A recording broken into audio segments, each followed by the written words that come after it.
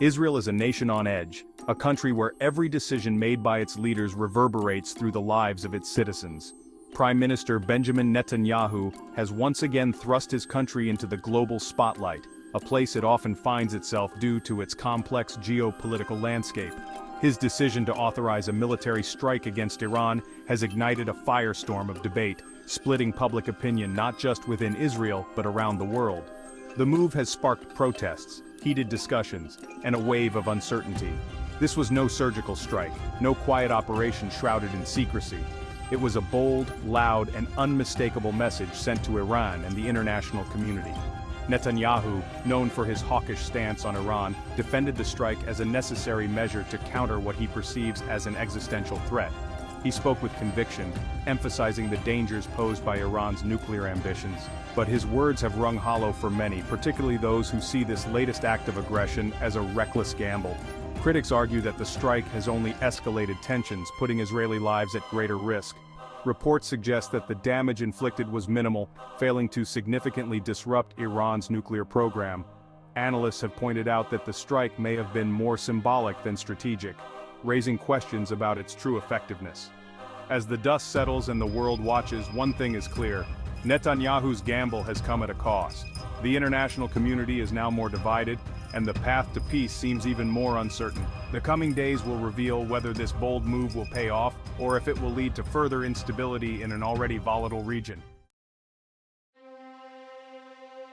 Yair Lapid, leader of the opposition, didn't mince words. In a fiery speech that echoed through the halls of the Knesset, he made his stance crystal clear. He unleashed a scathing rebuke of the Prime Minister, accusing him of recklessness and a dangerous thirst for conflict. Lapid's words were not just a critique but a call to action, urging his fellow lawmakers to see the gravity of the situation. Lapid, known for his measured demeanor, seemed genuinely shaken by what he sees as a blatant disregard for Israeli lives and regional stability. His voice carried the weight of his concerns, reflecting the anxiety of many citizens. "This is not leadership, it's lunacy," Lapid thundered in the Knesset. His words were a stark contrast to the usual political rhetoric, cutting through the noise with a sense of urgency. He accused Netanyahu of prioritizing his own political survival over the well-being of the nation. Lapid's accusations were not just political posturing, they were a heartfelt plea for accountability and responsibility. Lapid demanded a full and transparent accounting of the strike, calling for an immediate inquiry into the decision-making process. He emphasized the need for transparency and truth, insisting that the people of Israel deserve to know the facts. His words clearly resonated, galvanizing the opposition. The support he received was a testament to the growing discontent with the current administration's policies. The strike has become a rallying cry for those who believe that Israel deserves better. It has sparked a movement, uniting people from all walks of life in a common cause for change and accountability. The criticism wasn't limited to the opposition benches. Within Netanyahu's own coalition government, voices of discontent began to emerge. Gideon Sa'ar, a prominent member of Netanyahu's Likud party, expressed deep reservations about the timing and execution of the strike. He argued that Netanyahu had acted unilaterally, failing to adequately consult with key allies. Sa'ar's dissent exposed a fundamental truth: Netanyahu's decision had alienated even some of his staunchest supporters. The Prime Minister, it seemed, had overplayed his hand.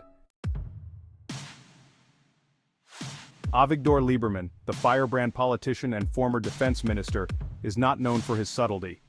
Lieberman accused Netanyahu of engaging in a dangerous game of brinkmanship. This was not a demonstration of strength, it was an act of desperation, Lieberman roared during a fiery Knesset session. He argued that the strike would only serve to embolden Iran's leaders. Lieberman's stance resonated with those who view Netanyahu's hardline approach as counterproductive. His past role in Israeli security affairs lends credibility to his warnings. The criticism of Netanyahu's Iran strike wasn't confined to a few disgruntled politicians. It was a chorus of condemnation that echoed across the entire political spectrum. From the left-leaning Meretz party to the right-wing Yamina faction, politicians from all sides voiced their disapproval. This widespread criticism highlighted the unusual nature of the situation. Rarely had an Israeli prime minister faced such unanimous disapproval for a military action. Even within the Israeli military and intelligence communities, whispers of discontent could be heard. retired generals and former intelligence officials began to voice their concerns. The message was clear: Netanyahu had crossed a line. No discussion of Israeli foreign policy can be complete without acknowledging the elephant in the room, the United States of America. The bond between these two nations is not just a matter of diplomacy, it is deeply rooted in shared values, strategic interests, and historical ties that have evolved over decades. The U.S.-Israel relationship is a complex and multifaceted one. It encompasses military cooperation, economic partnerships, and political alliances that have shaped the geopolitical landscape of the Middle East. This relationship has been pivotal in addressing regional conflicts and fostering stability. In the case of Netanyahu's Iran strike, the American factor looms large. The U.S. has often played a crucial role in Israel's defense strategies, providing both military aid and political support. Netanyahu's actions are often influenced by the need to align with or respond to American policies. The U.S., under the Biden administration, has been engaged in delicate negotiations with Iran aimed at reviving the Iran nuclear deal. These talks are not just about nuclear capabilities, but also about regional security and international diplomacy. The outcome of these negotiations could significantly impact the balance of power in the Middle East. Netanyahu views the deal as fundamentally flawed and incapable of preventing Iran from acquiring nuclear weapons. His stance is backed by a significant portion of the Israeli public and political establishment who see Iran as an existential threat. This difference of opinion has created a rare point of friction in the U.S.-Israel relationship. While both nations share common goals, their approaches to achieving these goals can sometimes diverge, leading to diplomatic tensions and strategic disagreements. Netanyahu's decision to strike Iran can be seen as an attempt to undermine the JCPOA negotiations. By taking unilateral action, he aims to assert Israel's position and influence the course of international diplomacy. This move reflects the high stakes and complex dynamics at play in the U.S.-Israel-Iran triangle. The reverberations of Netanyahu's Iran strike were felt far beyond the borders of Israel. In Lebanon, Hezbollah condemned the strike as a dangerous escalation and vowed to respond. Hezbollah's threat sent a chill down the spines of many Israelis. Meanwhile, in Iran, the reaction was one of predictable outrage. Iranian officials denounced the strike as an act of state terrorism and vowed to retaliate. Supreme Leader Ayatollah Ali Khamenei accused Israel of acting as a proxy for the United States. The Zionist regime knows that it will receive a response to its crimes, Khamenei declared, and this response will come at the right time and place. As the dust settles, one thing remains clear: the situation is far from stable. The Middle East has just been dealt another blow, and the aftershocks are still being felt.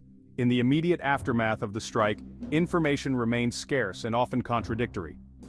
Israel maintained a tight lid on operational details, fueling speculation and heightening anxieties. Iran downplayed the impact of the strike, claiming minimal damage. This fog of war, this shroud of uncertainty and misinformation only added to the sense of unease. With each passing hour, the lack of clarity became increasingly concerning. Back in Israel, the mood was one of guarded apprehension. The country was now on a heightened state of alert, bracing for the possibility of Iranian retaliation. The Israeli Defense Forces were placed on high alert, with reinforcements deployed to the northern border. Iron Dome batteries were repositioned to counter potential rocket attacks. Schools in northern Israel were closed, businesses shuttered, and residents instructed to remain indoors. The rhythm of daily life was once again thrown into disarray. The psychological toll of this constant state of alert cannot be overstated. For Benjamin Netanyahu, the stakes could not be higher. His decision to strike Iran has thrust his country into a dangerous game of brinkmanship. Netanyahu now finds himself walking a tightrope. He must project an image of strength while avoiding escalating the situation further. It is a delicate balancing act, requiring all of Netanyahu's political acumen. The criticism he has faced has exposed cracks in his once unassailable grip on power. The strike has galvanized his opponents and emboldened his critics. As the sun sets on another day of tension in the Middle East, one question hangs heavy in the air: what comes next? The potential for escalation is undeniable. Iran, having vowed revenge, will feel compelled to respond. The nature and scope of that response remain to be seen. Israel will be watching closely, prepared to retaliate with overwhelming force. The cycle of action and reaction has become all too familiar in the Middle East. The Biden administration now finds itself caught in the crossfire of the Israeli-Iranian conflict. The coming days and weeks will be critical, with the world hoping for a de-escalation of tensions.